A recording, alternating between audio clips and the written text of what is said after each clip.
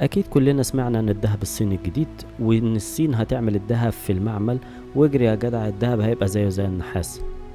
طبعا الكلام ده مش مظبوط. اللي حصل هو إن الصين عملت ابتكار جامد قلب موازين صناعة الذهب. إيه هو الابتكار ده؟ ده نوع جديد من الذهب عيار 24. كلنا عارفين إن قوة الذهب عيار 24 بتبقى 99.9%، بس بيسموه الذهب الخالص الصلب، أو بالإنجليزية هارد بيور جولد. الفكرة فين؟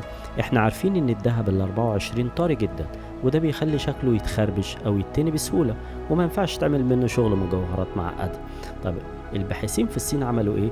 قدروا يطوروا طريقة جديدة زي الهندسة البلورات النانية والكلام الكبير ده، تخلي الذهب النقي أصلب 4 مرات تقريبا من عيار ال 24 التقليدي. طيب ليه بيسموه الذهب الجديد؟